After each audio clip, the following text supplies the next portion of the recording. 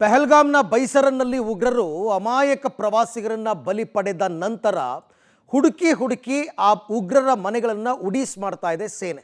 ಈಗಾಗಲೇ ಬಂದಿರೋ ಮಾಹಿತಿ ಪ್ರಕಾರ 9 ರಿಂದ 10 ಉಗ್ರರ ಮನೆಗಳನ್ನು ಸೇನೆ ಧ್ವಂಸಗೊಳಿಸಿದೆ. ಜೈಷ್ ಉಗ್ರ ಅಮೀರ್ ನಜೀರ್ ವಾನಿ ಅಂತ ಈತನ ಮನೆಯನ್ನು ಕೂಡ ಸೇನೆಯವರು ಬ್ಲಾಸ್ಟ್ ಮಾಡಿ ಹಾಕಿದ್ದಾರೆ. ಈ ಧ್ವಂಸವಾದ ಮನೆಯಿಂದ ಪಬ್ಲಿಕ್ ಟಿವಿ ನೇರ ವರದಿಯನ್ನು ಮಾಡ್ತಾ ಇದೆ. ಪಬ್ಲಿಕ್ ಟಿವಿ ತುಂಬ ರಿಸ್ಕನ್ನು ತಗೊಂಡು ತಲುಪಲಾಗದ ಪ್ರದೇಶಗಳಿಗೂ ಕೂಡ ಹೋಗಿ ಅಲ್ಲಿಂದ ನಮ್ಮ ವೀಕ್ಷಕರಿಗೆ ಅಂತ ವರದಿಗಾರಿಕೆಯನ್ನು ಮಾಡ್ತಾ ಇರತಕ್ಕಂಥದ್ದು. ಹಾಗಾದರೆ ವರದಿ ಸಮಯದಲ್ಲಿ ಪಬ್ಲಿಕ್ ಕ್ಯಾಮರಾಗೆ ಕಂಡಿದ್ದಾದರೂ ಏನು? ಪಬ್ಲಿಕ್ ಟಿವಿ ಕ್ಯಾಮರಾದಲ್ಲಿ ಸರಿಯಾಗಿದೆ ಎಕ್ಸ್ಕ್ಲೂಸಿವ್ ದೃಶ್ಯ. ಉಗ್ರ ಅಮೀರ್ ಮನೆಯಿಂದಲೇ ಪಬ್ಲಿಕ್ ಟಿವಿ ನೇರ ವರದಿ. ಯಾರಿವನು? ಜೈಷೆ ಮೊಹಮ್ಮದ್ನ ಉಗ್ರ ಈತ ಅಮೀರ್ ನಜೀರ್ ವಾನಿ ಅಂತ. ಹುಡುಕಿ ಮನೆಗಳನ್ನು ಧ್ವಂಸ ಮಾಡ್ತಾ ಇದ್ದಾರೆ, ಬುಲ್ಡೋಸರ್ ಹತ್ತಿಸ್ತಾರಲ್ಲ ಆ ಥರ. ಸೊ ಹಾಗಾಗಿ ಈ ರೀತಿ ಧ್ವಂಸಗೊಂಡ ಮನೆಯ ಬಳಿಯಿಂದಲೇ ದಿಟ್ಟ ವರದಿಗಾರಿಕೆಯನ್ನು ಪಬ್ಲಿಕ್ ಟಿವಿ ಮಾಡಿದೆ. ಏನು ಹೇಳ್ತಾರೆ, ಅಲ್ಲಿ ಏನು ಪರಿಸ್ಥಿತಿ ಇದೆ, ಯಾವ ಥರ ಇದೆ ಅಲ್ಲಿನ ಸನ್ನಿವೇಶ, ಎಲ್ಲವನ್ನ ಕೂಡ ನನ್ನ ಕೊಲೀಗ್ ಶಬೀರ್ ವಿವರಿಸ್ತಾರೆ. ನೋಡ್ತಾ ಹೋಗೋಣ. ಭಯೋತ್ಪಾದಕರಿಗೆ ಸಹಕಾರ ನೀಡ್ತಿದ್ದಂಥ ಉಗ್ರರನ್ನು ಈಗ ಹೆಡೆಮೊರೆ ಕಟ್ಟುವಂತಹ ಸಮಯ. ಪುಲ್ವಾಮಾ ಸೇರಿದಂತೆ ಬೇರೆ ಬೇರೆ ಭಾಗಗಳಲ್ಲಿ ತಲೆಮರೆಸ್ಕೊಂಡಿರುವಂಥ ಉಗ್ರರನ್ನು ಹುಡುಕಿ ಅವರ ಮನೆಗಳನ್ನು ಧ್ವಂಸ ಮಾಡಲಾಗ್ತಾ ಇದೆ, ಅವರ ಕುಟುಂಬಸ್ಥರನ್ನು ವಿಚಾರಣೆಗೆ ಒಳಪಡಿಸಲಾಗ್ತಾ ಇದೆ. ಈ ಒಂದು ವರದಿಯನ್ನು ನಿಮ್ಮ ಮುಂದೆ ಕಟ್ಟಿಕೊಡುವಂಥ ಕೆಲಸವನ್ನು ಮಾಡ್ತಿದ್ದೀನಿ. ನಜೀರ್ ಅಹಮದ್ ವಾಣಿಯ ಮನೆಯನ್ನು ಈಗಾಗಲೇ ತಪಾಸಣೆ ಮಾಡಲಾಗಿದೆ. 2ನೇ ಹಂತದ ಕಾರ್ಯಗಳು ಕೂಡ ನಡೀತಾ ಇರುವಂಥದ್ದು. ಒಳಗಡೆ ಇನ್ನೂ ಕೂಡ ಅಧಿಕಾರಿಗಳಿದ್ದಾರೆ. ಹೀಗಾಗಿ ಮನೆಯ ಒಳಗಡೆ ನಮಗೆ ಪ್ರವೇಶ ಮಾಡಲಿಕ್ಕೆ ಇನ್ನೂ ಕೂಡ ಅವಕಾಶವನ್ನು ಕೊಡ್ತಾ ಇಲ್ಲ. ಹೀಗಾಗಿ ದೂರದಿಂದಲೇ ಸಾಕಷ್ಟು ಸಾಧ್ಯವಾದಷ್ಟು ನಾವು ದೃಶ್ಯಗಳನ್ನು ನಿಮಗೆ ತೋರಿಸುವಂಥ ಕೆಲಸವನ್ನು ಕೂಡ ಮಾಡ್ತೀವಿ. ನೋಡ್ಬೋದು ನೀವು ನಿವಾಸದ ದೃಶ್ಯಗಳನ್ನು. ನಾನು ಸಾಧ್ಯವಾದಷ್ಟು ಜೂಮ್ ಮಾಡಿ ನಿಮಗೆ ಈ ದೃಶ್ಯಗಳನ್ನು ತೋರಿಸುವಂಥ ಕೆಲಸವನ್ನು ಮಾಡ್ತೀನಿ. ನಜೀರ್ ಅಹಮದ್ ವಾಣಿ ಜೈಷೆ ಮೊಹಮ್ಮದ್ ಸಂಘಟನೆ ಏನಿದೆ ಅದರ ಜೊತೆಗೆ ಗುರುತಿಸ್ಕೊಂಡಿದ್ದಂತಹ ಭಯೋತ್ಪಾದಕ ಆಗಿದ್ದ. ಈತನ ಮನೆಯನ್ನು ಸ್ಥಳೀಯರು ಹೇಳೋ ಪ್ರಕಾರ ರಾತ್ರಿ 1 ಗಂಟೆ ಸುಮಾರಿಗೆ ಬ್ಲಾಸ್ಟ್ ಮಾಡಲಾಗಿರುವಂಥದ್ದು. ತಡರಾತ್ರಿ ಬಂದಂತಹ ಅಧಿಕಾರಿಗಳು ಒಂದು ದೊಡ್ಡ ಪೆಟ್ಟಿಗೆಯೊಂದಿಗೆ ಬಂದಿದ್ದರು. ಆ ಪೆಟ್ಟಿಗೆಯನ್ನು ಮನೆಯೊಳಗೆ ಇಟ್ಟು ಅದಾದ ಬಳಿಕ ಮನೆಯವರೆಲ್ಲರನ್ನೂ ಕೂಡ ಹೊರಗಡೆ ಕರೆದುಕೊಂಡು ಆಮೇಲೆ ಬ್ಲಾಸ್ಟ್ ಮಾಡಲಾಗಿದೆ ಅನ್ನುವಂತಹ ಮಾಹಿತಿಗಳು ಸಿಗ್ತಾ ಇದ್ದಾವೆ. ಈ ಪೊಸಿಷನ್ ಏನು ನೋಡ್ತಾ ಇದ್ದೀರಿ, ಮನೆಯ ದೃಶ್ಯಗಳನ್ನೇನು ಗಮನಿಸ್ತಾ ಇದ್ದೀರಿ, ಇದರ ಮನೆಯ ಸೈಡ್ ವಿಂಗು, ಮೇಲಿನ ಚಾವಣಿಯನ್ನು ಕೂಡ ನೀವು ಗಮನಿಸ್ತಾ ಇದ್ದೀರಿ. ಸೈಡ್ ವಿಂಗಲ್ಲಿ ನಿಮಗೆ ಮನೆ ಕಾಣಿಸ್ತಾ ಇರುವಂಥದ್ದು. ಆ ಕಡೆ ಮುಖಕ್ಕೆ ಮನೆಯ ಫ್ರಂಟ್ ಲುಕ್ ನಿಮಗೆ ನೋಡಲಿಕ್ಕೆ ಸಿಗುತ್ತೆ. ಮನೆಯ ಮುಂದಿನ ಭಾಗ ಏನಿದೆ ಅಲ್ಲಿ ಭಾಳಷ್ಟು ದೊಡ್ಡ ಡ್ಯಾಮೇಜ್ ಆಗಿದೆ.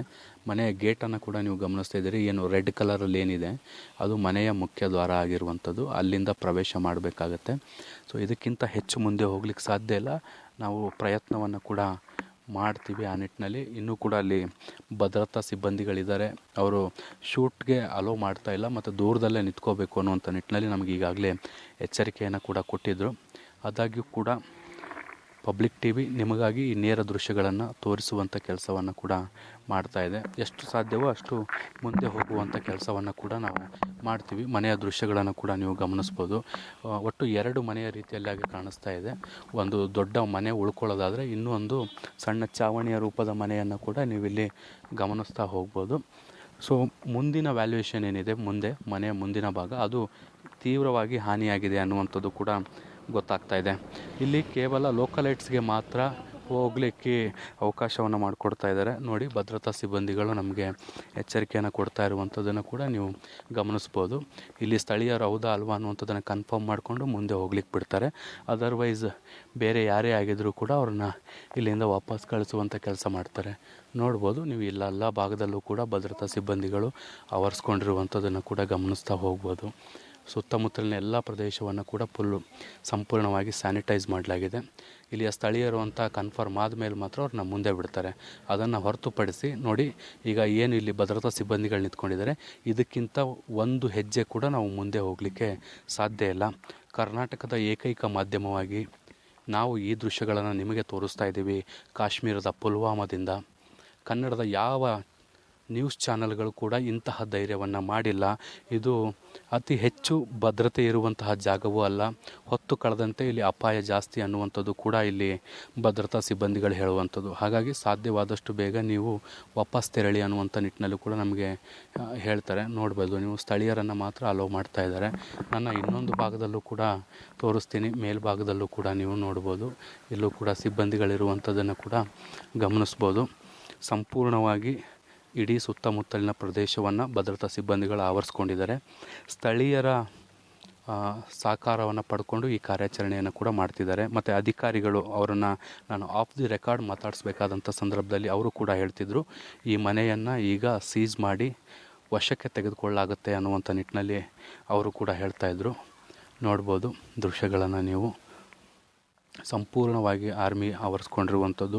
ಭಾಳಷ್ಟು ಪ್ರಮುಖವಾದಂಥ ಭಯೋತ್ಪಾದಕ ಆಗಿರುವಂಥದ್ದು. ಜೈಷ್ ಎ ಮೊಹಮ್ಮದ್ ಜೊತೆಗೆ ಈತ ಗುರುತಿಸ್ಕೊಂಡಿದ್ದ ಅನ್ನುವಂಥದ್ದು. ಕುಟುಂಬಸ್ಥರನ್ನೆಲ್ಲರನ್ನೂ ಕೂಡ ಈಗಾಗಲೇ ಬಂಧಿಸಿ ಅವರನ್ನು ವಿಚಾರಣೆಗೆ ಒಳಪಡಿಸುವಂಥ ಕೆಲಸವನ್ನು ಮಾಡಲಾಗಿತ್ತು. ಈಗ ಅವ್ರನ್ನ ಬಂಧನಕ್ಕೆ ಒಳಪಡಿಸಿ ಈಗ ಅವ್ರನ್ನ ಕರೆದುಕೊಂಡು ಹೋಗುವಂಥ ಕೆಲಸವನ್ನು ಕೂಡ ಮಾಡಲಾಗಿದೆ.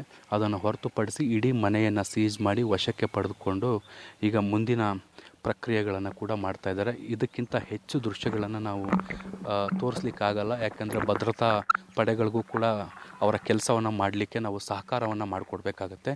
ಹೀಗಾಗಿ ತನಿಖೆಯ ಭಾಗವಾಗಿ ನಾವು ಕೂಡ ಅವರಿಗೆ ಸಹಕರಿಸಬೇಕಾಗಿರುವಂಥ ಹಿನ್ನೆಲೆಯಲ್ಲಿ ಒಂದು ಜವಾಬ್ದಾರಿಯುತ ಚಾನಲ್ ಆಗಿ ನಾವು ಈಗ ಇಲ್ಲಿಗೆ ಈ ಒಂದು ಏನು ರಿಪೋರ್ಟಿಂಗ್ ಏನಿದೆ ಅದನ್ನು ಮುಗಿಸ್ತಾ ಇದ್ದೀವಿ. ಇದಕ್ಕಿಂತ ಹೆಚ್ಚು ಮುಂದೆ ಹೋಗ್ಲಿಕ್ಕೆ ಸಾಧ್ಯ ಇಲ್ಲ. ಇದರ ಜೊತೆಗೆ ಈ ಒಂದು ಕಾರ್ಯಾಚರಣೆ ಏನಿದೆ ಇನ್ನೂ ಎಷ್ಟೊತ್ತು ನಡೆಯುತ್ತೆ ಅನ್ನೋಂಥದ್ದು ಗೊತ್ತಿಲ್ಲ. ನಮಗೆ ಭದ್ರತಾ ಸಿಬ್ಬಂದಿಗಳು ಒಂದೇ ಕಿವಿ ಮಾತನ್ನು ಹೇಳ್ತಾ ಇರುವಂಥದ್ದು, ನೀವು ಸಾಧ್ಯವಾದಷ್ಟು ಈ ಗ್ರಾಮವನ್ನು ತೊರೀರಿ ಅನ್ನುವಂಥ ನಿಟ್ಟಿನಲ್ಲಿ ಅವರು ನಮಗೆ ಸಲಹೆಯನ್ನು ಕೂಡ ಕೊಡ್ತಾ ಇದ್ದಾರೆ. ಕ್ಯಾಮ್ರಾ ಪರ್ಸನ್ ಜಿತೇಂದ್ರ ಕುಮಾರ್ ಜೊತೆ ಶಬ್ಬೀರ್ ನಿಡಗುಂದಿ, ಪಬ್ಲಿಕ್ ಟಿವಿ, ಪುಲ್ವಾಮಾ.